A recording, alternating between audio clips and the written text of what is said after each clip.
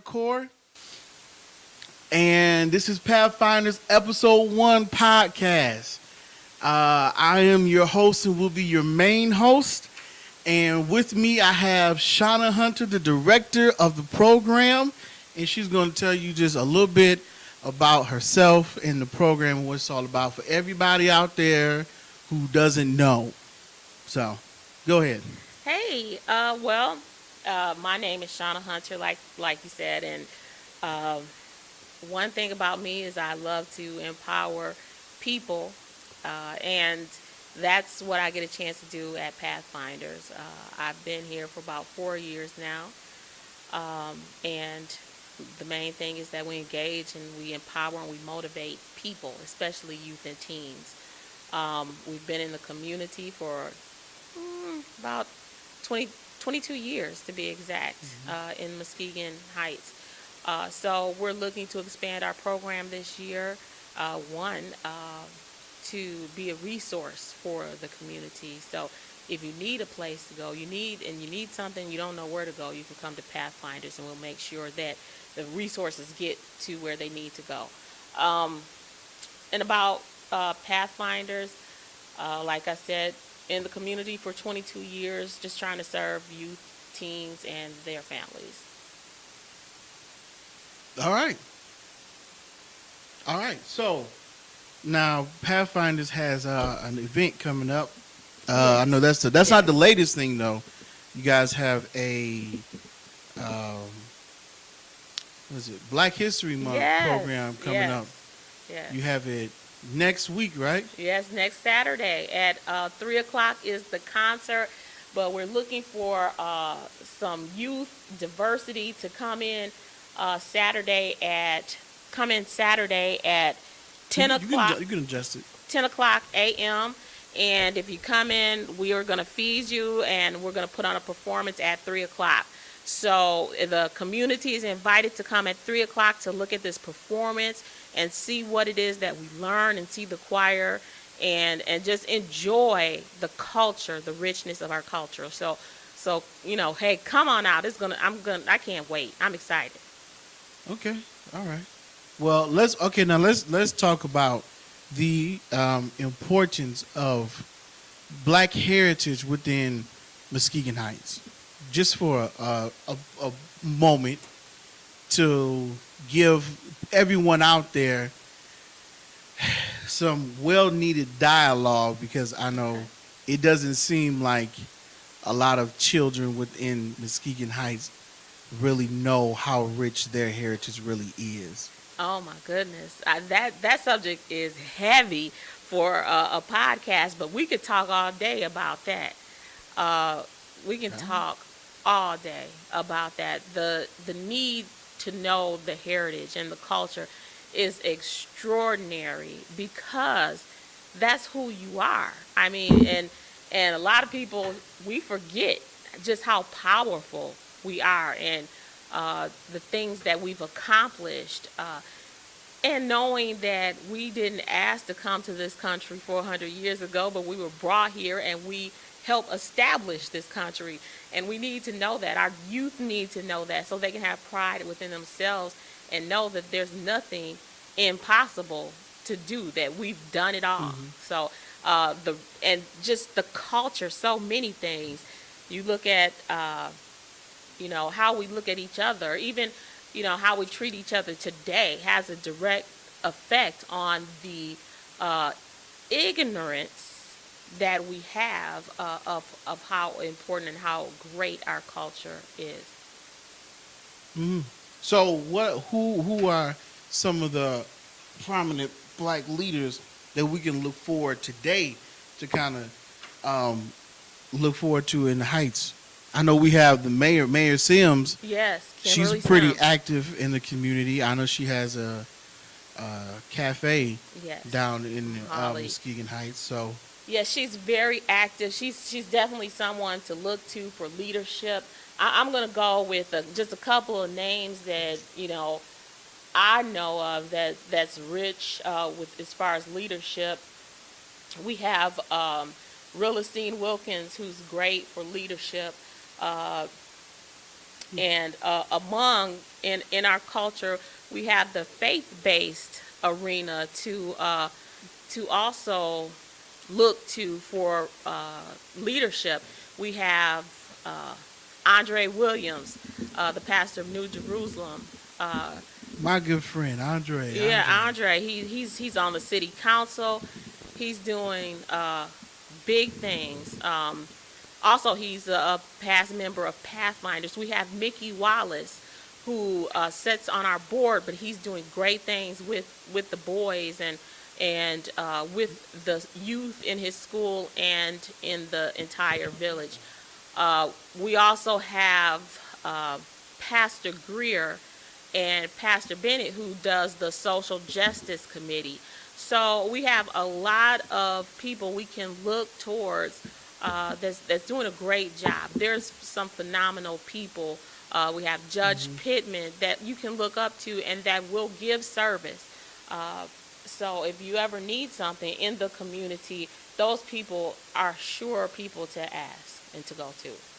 We also have the pastor of this community that's been in the community for years at Temple United Methodist Church, Pastor Jeff Bowman. So Come on, Jeff. he's here and he's always willing to help. He's been in this community, and a lot of people know the church as MAP Church, but it's Temple United Methodist Church, and they've been here and they've been serving over 100 years. 100 years. Yes. Supper House has been there. This church feeds people in the community every single day. Monday through Friday. Hot meals, good meals, and so if you're hungry and you have to choose between your prescriptions and your food, get your prescriptions and come on down here and eat supper. And the kitchen is hosted and managed by Brenda Coleman, and she's been doing a great job. All right, so we got some things to look forward to from Muskegon Heights. Yes. I guess some people to hold responsible. Oh yeah. Okay, now you have another campaign that you're running, which is I Am the Village. Yes. I know that is really new in my job as the AmeriCorps service member of Urban Safety Corps of Muskegon Heights. It's to bridge the gap between the community and the children in the community to come together and really hold each other responsible for certain things within the community. So tell us about the village. Man, I am so excited. This campaign is really changing the trajectory of our program. I Am the Village campaign. If you haven't heard about it, I'm so upset, but you're going to hear about it right now. I Am the Village is making the community aware of the community, what we need, get us excited, get us all on board to have the pride that we need in our village. And our village is made up of our youth, our children, our families, and our leaders. And the faith-based community is also part of the village. It takes all of that. You've heard the statement, it takes a village to raise a child. We are the village, and so we want to make every single person accountable to be in that village and make sure that you're doing your part to be in the village. I don't care if you have no money, if you have no time, there's something you can do to be a part of the village, and we want to hold you accountable to that because we're making a successful platform for our youth. All right. Excited about it. Okay, so this is what we got going on now. We're going to have a 2-minute game. It's going to be a 2-minute game. Here's the question. The question is, if you were stuck on an island and you had to pick one of these 4 things to take with you, which one would you take? You have a shoe, you have a TV set, an iPod, and a set of clothes.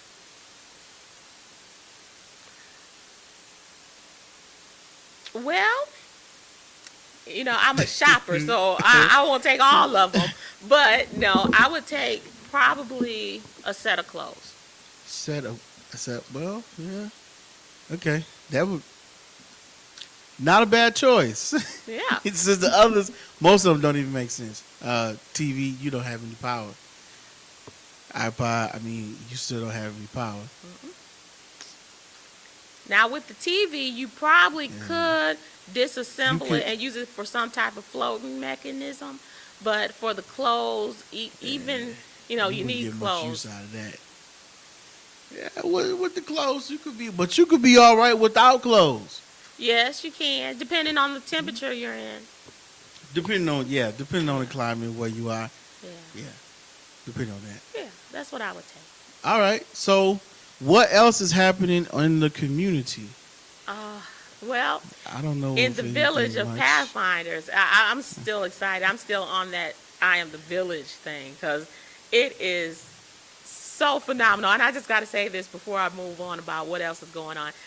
The village is simply, if you don't have or you think you don't have anything to add to it, you're wrong. If it's just at neighborhood associations deciding, hey, I'm going to turn my lights on at when the street lights come on, so the youth have a lighted path to get home before they get their tickets for being out too late. So I mean, there's something for the village to do, and we're going to start holding people accountable, but in a loving way. So this is going to really take off. So if you want to donate $25, you'll get a free T-shirt. With that goes towards the village. $3 for a bracelet, it goes towards the village, and you've done your part. If you don't do anything else, you've done a great part, because it takes money to raise the village. But so if you see T-shirts that say I'm the village and bracelets I'm the village, you better get on it. You better get your T-shirt. You better get your bracelet, because you don't want to be outside of the village when everybody's in the village. So anyway, the great thing that's really taking off again is the community day on February 29th. March 29th, I'm sorry, March 29th. And it's taking off. It's a community village gathering. It's awesome. It's going to be community leaders there. It's going to be Hackley Community Care. It's going to be there. We'll be looking for other leaders that's going to be there to answer questions about health needs and about things that you may need in your village. And we're just going to have urban safety there, the land bank, to ask questions about some of these houses that people aren't living in, the dilapidated housing and some of these things. So come down. There's going to be something that you can benefit from, but it's the entire day. That starts at 4, right? At 4:00. 4:00? Yeah, it starts at 4:00, and it's going to go until 6:30. But that's not the highlight of the evening. The highlight of the evening is at 6:00. We'll start inviting boys in, because it's the March Madness lock in for boys that same evening. We're going to invite them in. They have to be pre-registered. It's free, but I mean, it's going to be awesome. We have great mentors, and the only thing that they won't get at the lock-in is sleep. Okay. All right.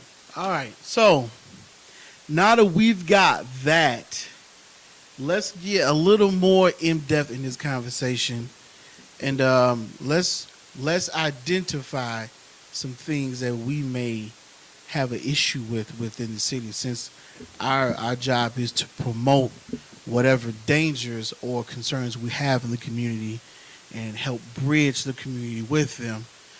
And using this as an outlet, let's talk about what things we would like to see in the city. Well, one thing in the city that I think the citizens have brought up to me is the blight in the community. It's hard to have the pride that you need when you're looking at something that's not beautiful to the eyesight. The blight has to be addressed, and we have to take care of it. It takes a village to take care of the village. So, in some of the alleys, there's garbage. Uh, And for there's everyone that doesn't know what blight is, AmeriCorps has sends out a blight team, BLIGHT, and really that's just a word that refers to dying and decaying land, really. And so what they do, they go, they clean up the land and everything. And so there's a team that does that. So when she says blight yes. within the city, she's talking about all of the areas like rundown buildings and sheds and alleys and things like that. Continue. Yes, and so we want to make sure that we're on top of that. When you have people that's been in the neighborhood for 10, 15 years and they take care of their property, they don't want to look down the street and see a boarded up house with a whole bunch of junk in it. And not only that, you have people. Some people are squatting in those houses. That's dangerous for them, and it's dangerous if you don't know who's there. So that's one issue. The second biggest issue that has been brought to my attention, not only through the media but through parents and through the children, is the shooting, the killings, and the harming one another, especially with gun violence. And that's one reason why we're doing the lock-in, because we'll address some of those issues with especially the boys ages 8 to 18. We're going to address those issues, and sometimes it takes a dialogue between them amongst themselves to come up with the resolution. So who's better to give a resolution to the problem other than the people who might present or be in the middle of the problem? So the killings is going to have to stop. The gun violence is going to have to stop. And anytime we say take away the guns and stuff, that's just a Band-Aid. That's a Band-Aid for the issue. We have to get to the root cause of it, and a lot of it is the lack of knowledge that they have about their culture and about their self-worth. Okay. Yeah, Okay. yeah. So we would like to see less violence, right? Less violence. But to me, the violence is not what it was 5 years ago. I mean, it's pretty bad now, but Well, it's stages of violence. There's different stages and eras. yeah. But I think this is just me. I don't think. I think there's so many other issues. Like violence is one, okay. But I think there's other factors that are leading to So more detrimental areas within Yeah. the city, other than just the violence. Because most of the violence takes place, at night. Yes. But other than the violence, what other problems are we seeing that are going unnoticed? Well, it goes back to the root issue of the problems, because the gun violence is a direct response of some of the issues that they're going through. There's barriers that these kids face in life that creates frustration, that creates Exactly. all types of things, and they all respond differently to it. Some respond in violence, some respond to just rebelling against their parents, some respond by not going to school, some respond by being a menace to society instead of being an active civic leader, or trying to be a civic leader in their community. So that's why I say we need to get to the root of all these causes. We talk about test scores and scholastics, but the truth of the matter is that no one will ever excel as long as they have these barriers to success. And we want to eliminate as many barriers as we can. Okay. So that's what I'm saying. What other issues are being caused or happening as a causation of the violence? Because you said a lot of them are dealing with issues and things that are leading to frustration and then leading to violence. So maybe we could focus more on what the causation is of the violence. Well, I hear a lot of stories from kids that come through the program. And that's why this program is so important. We are definitely a part of the village because they come to us, the kids come to us, and they trust us. Uh, and so, I don't want to put their stories out there, but I can say that there's many reasons. It could be someone being homeless. There's kids that's couch surfing because their family does not have anywhere to live. There's kids that's dealing with their parents and their parents' substance abuse. And if you just look at statistics, you have kids, if you're just looking at national statistics, according to the CDC or the Center of Disease Control, you have kids that are being molested or abused. So it's like there's issues all across the board. And when you talk about the culture or the African American culture, we've never been privy to too much psychological help or counseling. So a lot of these traumatic things are still inside of these youth, these traumatic or post-traumatic stresses. And just the post-traumatic experience of being black in this country alone has a lot to do with it. So. Okay. All right. So what can we say or suggest or really just consider to be the top 5 issues that we feel the city should be concentrating on within 2019? Well, the first thing I'm going to say, and if I didn't believe in it, I wouldn't be doing it, but they need to invest in the village. Not because it's Pathfinders doing it, but because it's necessary. We all need to invest in the village. We need to be accountable for the village. That's number 1. Number 2, we all need to learn our history and be culturally aware. And not only because of our situations, but because it takes diversity to be successful. We're not isolated. We're not an isolated culture, nor is any other culture. So we all are going to have to work together.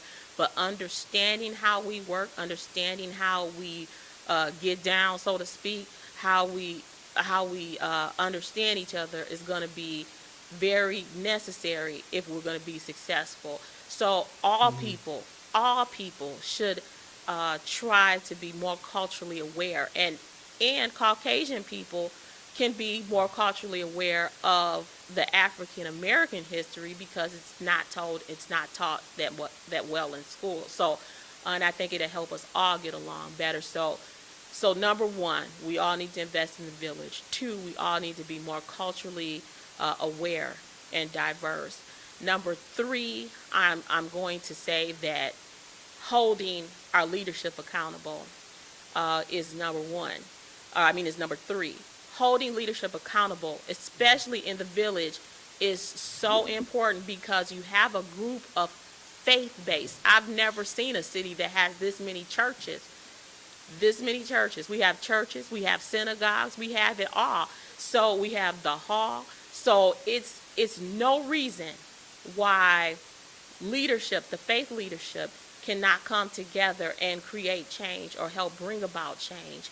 But we have to come together. We can't just be this church is here and this church is there. The faith leadership has to come together, just like Martin Luther King did with Malcolm X. We have to come together. So that's number 4, and that was number 3. Number 4, I would say we have to be proactive about. So number 4 is the church leaders and our city officials. Yes. Okay. And then I think that was number 1 was the village. Number 2 was being culturally aware. And number 3 was holding community or Yeah, holding community accountable, and then number four is Okay. holding faith-based leadership accountable, and then the number five, I would say, is to be proactive Mm-hmm. about health care. Health care creates stresses. So in the community, a lot of barriers is health care.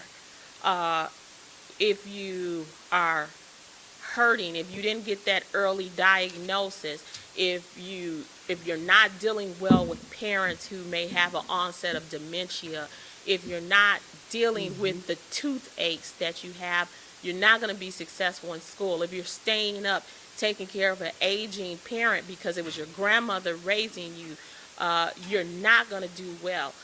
If you have parents or you have a sibling that is engaged in substance abuse, and that is a healthcare issue, then you're gonna run into problems over and over again. And those are things that we need to discuss. And there's many more things on the list. Teenage mothers, sex trafficking. There's a lot of things on the list. Yeah, I know Michigan is really high in the Yeah. on the radar when it comes to sex trafficking because it's so many areas, open areas, and rural areas where there's very low population and there's no security surveillance anywhere around or Right. available. So I know that's a huge problem. And it's sad that our young women do not know what warning signs to look for or how to be safe when they are in compromised environments. And then I could tell you, I could go on and on because I could tell you about a program that Pathfinders has called the AMAC program, which deals with healthy and unhealthy relationships for teens, youth, and for young adults. Okay, we'll have to keep that for the next show. Yes. So, okay, so now, just to do a recap, number one was of the things that you would like to see happen Yes. in 2019 in the city of Muskegon Heights was, number one was what? The village. The village. Okay, number two, Being culturally aware. being culturally aware. Educated. Number three, Number three was holding community leaders accountable.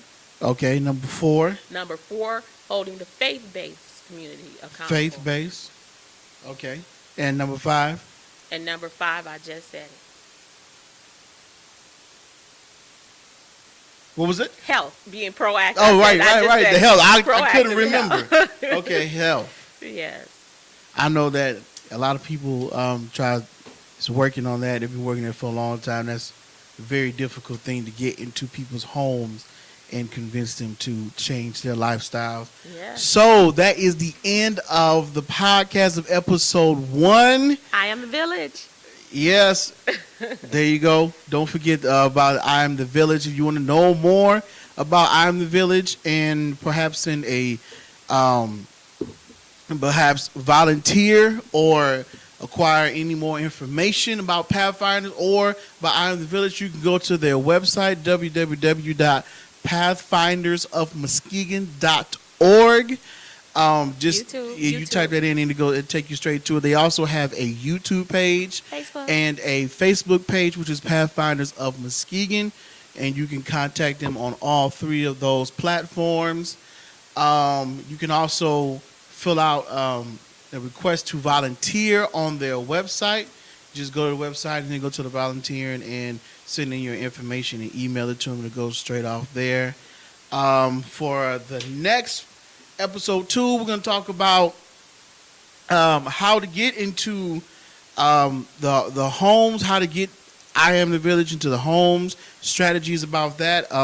How can we get our city's officials to be more responsible within the city of Muskegon Heights? How can we get the faith-based leaders within Muskegon Heights to be more accountable for certain things? And how can we get programs to make an impact in the home and maybe even with surrounding businesses, getting them to have a healthier option of food within Muskegon Heights? So that is all the time we have for today.